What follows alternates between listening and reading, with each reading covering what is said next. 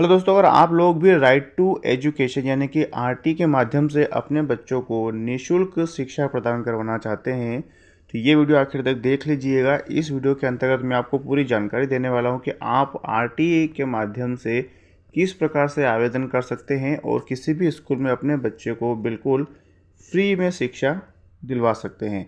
तो किस प्रकार की ये जानकारी रहेगी और किस प्रकार से आप इसमें आवेदन कर सकते हैं, क्या क्या पात्रताएं रहने वाली हैं और कब जो है वो आपके आवेदन शुरू होंगे, यानी कि इसकी डेट कब आएगी और लॉटरी कब आपकी लगने वाली है, यानी कि लॉटरी के माध्यम से आपको स्कूल कब जो है वो मिलेंगे और कौन से स्कूल में आपके बच्चे का सिलेक्शन होता है, ये सारी जानकारी मैं आपको इस वीडियो के माध्यम से बताने वाला हूँ।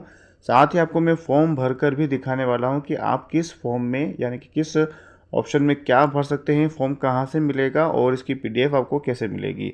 सारी जानकारी आपको वीडियो के माध्यम से मैं स्टेप बाय स्टेप बताने वाला हूं, तो वीडियो थोड़ा लंबा हो जाएगा, तो वीडियो को आखिर तक देख लीजिएगा। मैं आपको सारे पॉइंट यहां पर बताने वाला हूं।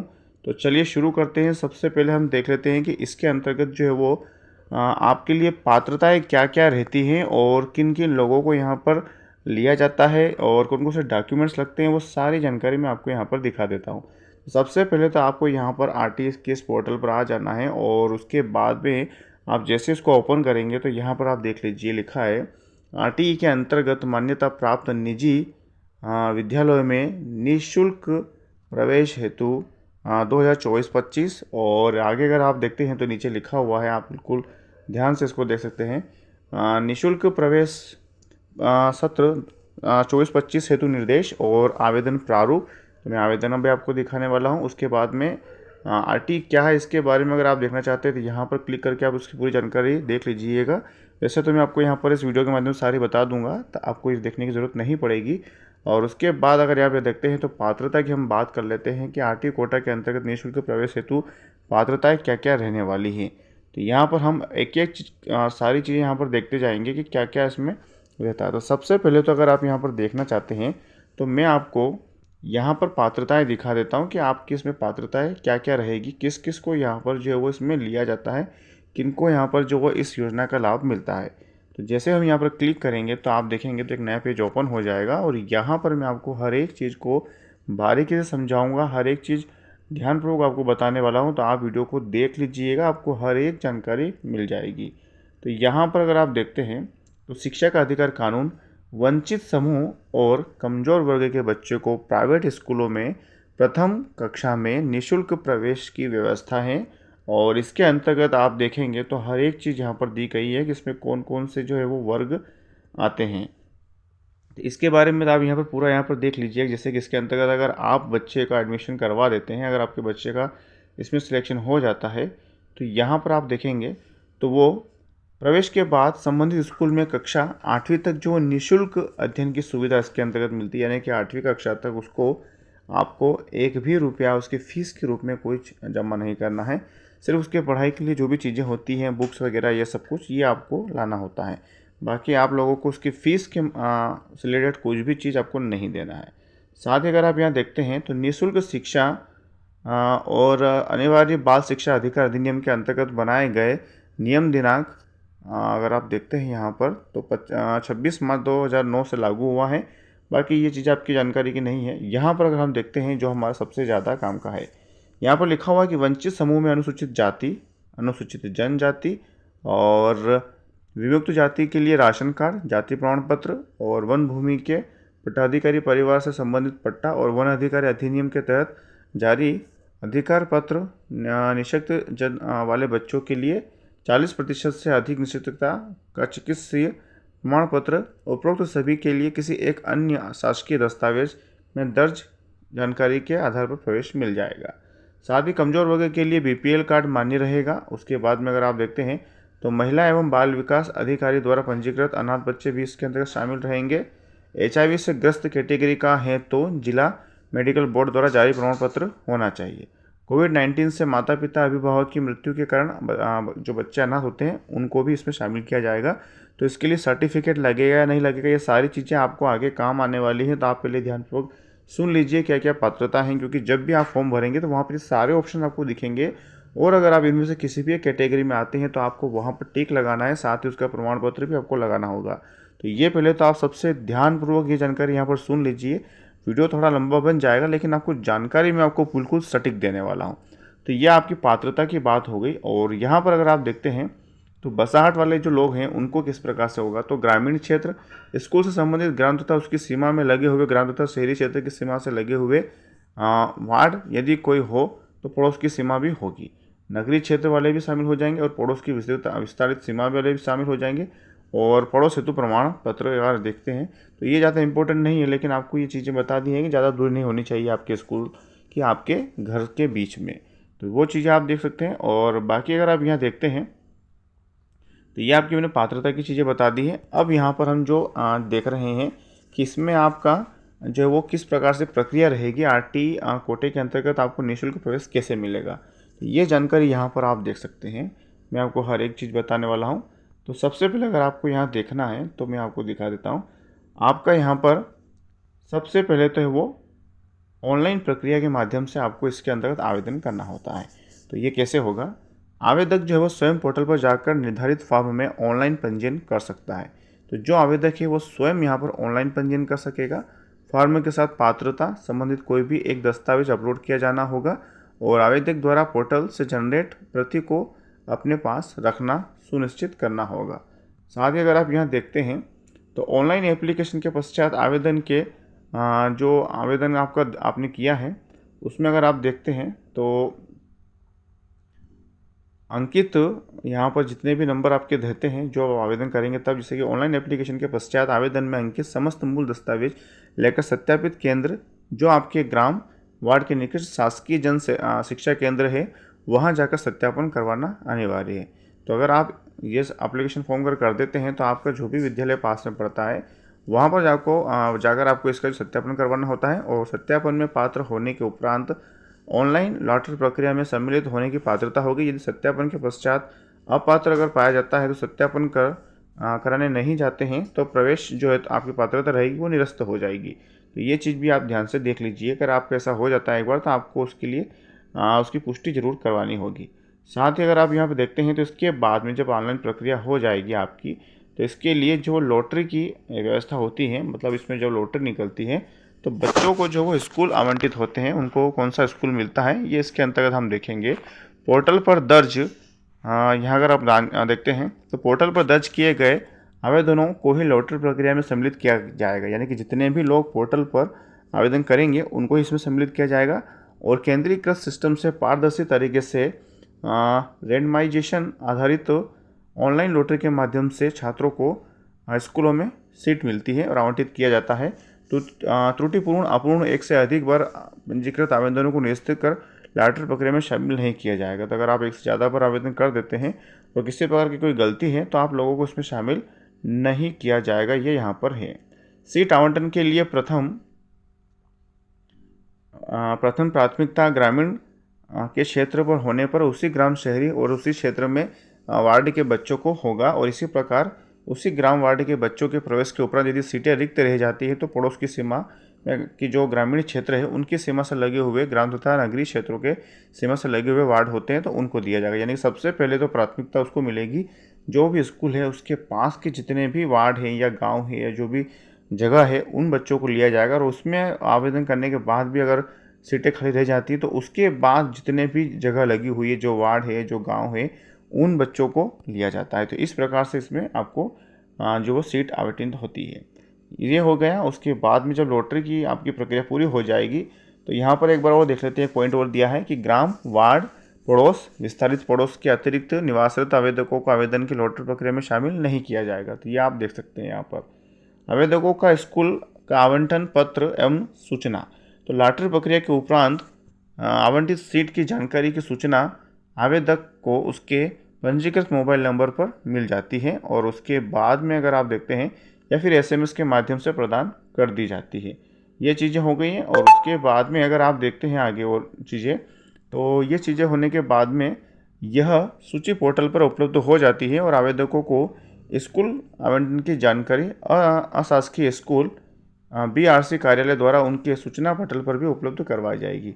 जैसे कि मान लीजिए अगर आप लोगों ने इसमें आवेदन कर दिया तो जब भी लॉटरी की प्रक्रिया होगी तो उस समय आपको या तो मोबाइल नंबर पर कॉल आ जाएगा आपको या फिर एसएमएस मिल जाएगा या फिर ये सब चीज़ें होने के बाद में अगर आपका सब कुछ हो जाता है तो जो भी इसका पोर्टल है उस पर आपकी ये सूची पूरी अपलोड हो जाती है कि आपको कौन सा स्कूल मिला हुआ है।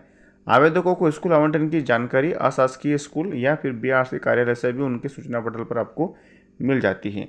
तो आपको किस प्रकार से पता करना है आप ज़्यादा आपको घबराने की जरूरत नहीं है। आपको सब जो है वो धीरे धीरे सब एक एक चीज़ प्रक्रिया स्टेप बाय स्टेप पता चलती जाएगी।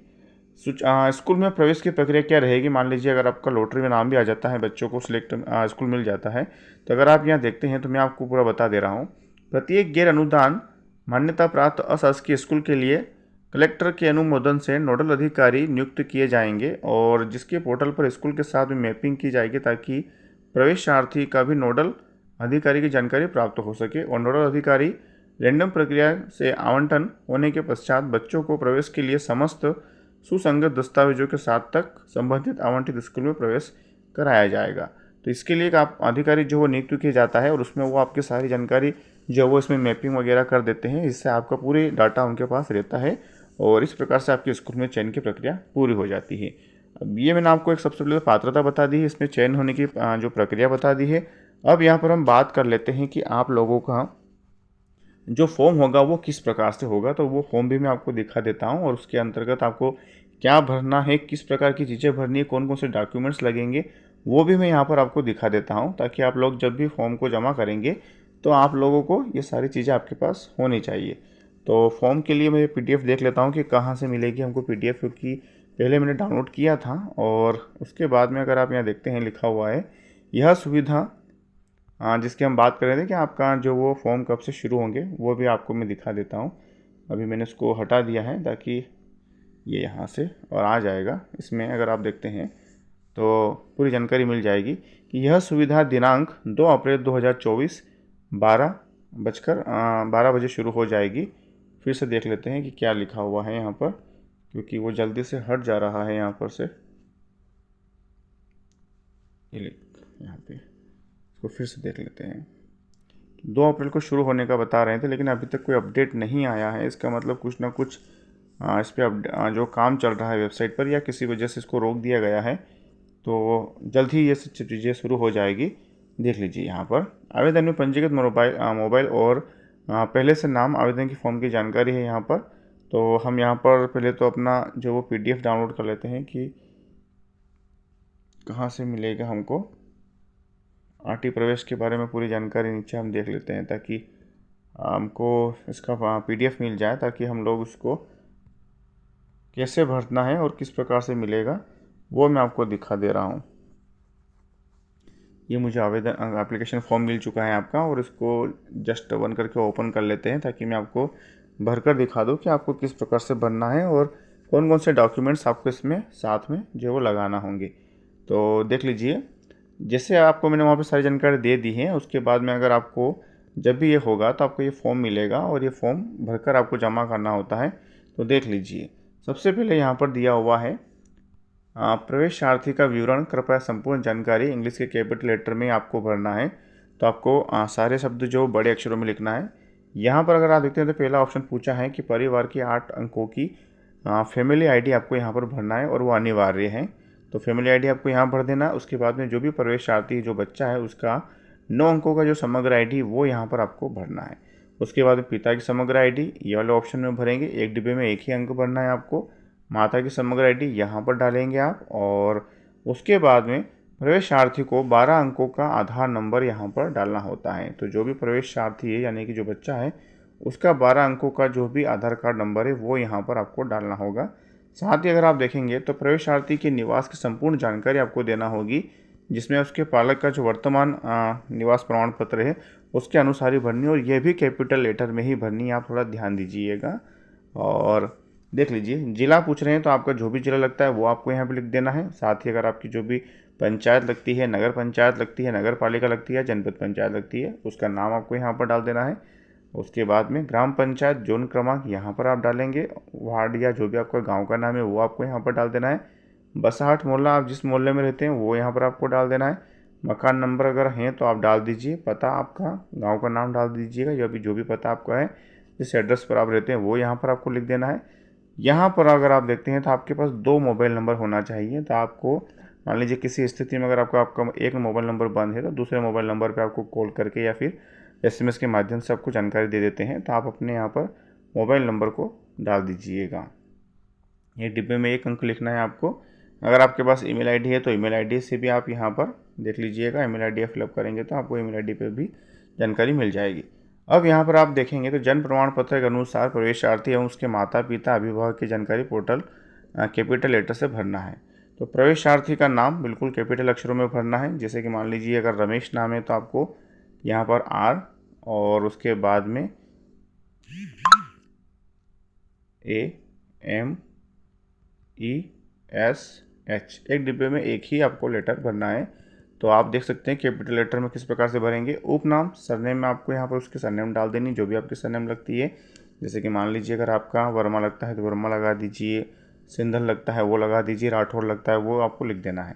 बाद में अगर आप देखेंगे तो जन्मतिथि तो आपको किस फॉर्मेट में डालना है, दिनांक, माह और वर्ष आपको जन्म प्रमाण पत्र में से देखकर ही भरना है, क्योंकि यहाँ पर लिखा भी है जन्म प्रमाण पत्र के अनुसार प्रवेशार्थी उसके माता पिता और अभिभावक की जानकारी।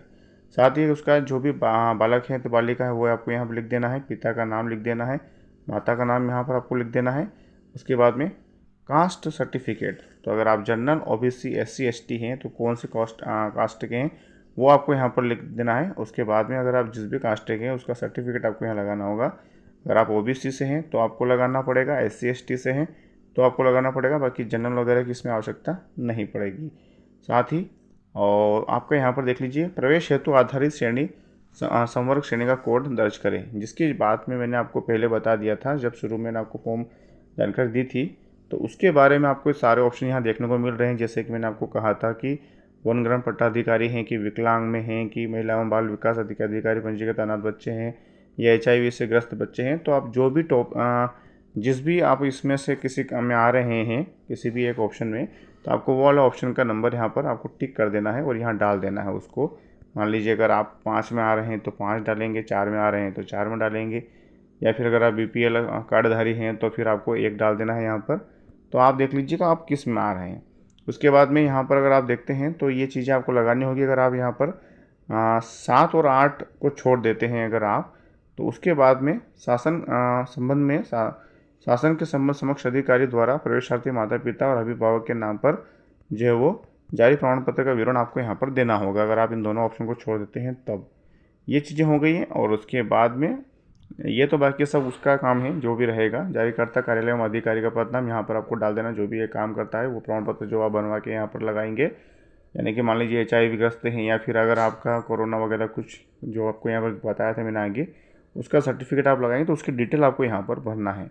तो ये सब चीज़ें आपको आसानी से समझ में आ जाएगी। वैसे कोई ज़्यादा बड़ी खास बात नहीं है। या फिर आप किसी स्कूल में भी जाकर ये चीज़ें अगर भरवाएंगे तो वो आसानी से भर पाएंगे, जो भी आपका स्कूल पास में लगता है। ये हो गई। अब कोविड-19 के बारे में मैंने आपको पहले बताया था। अगर कोविड-19 से अगर ग्रस्त बच्चा है मतलब उसके माता पिता की मृत्यु हो गई तो वो यहाँ पर कंप्लीट करके इसको दर्ज करना है।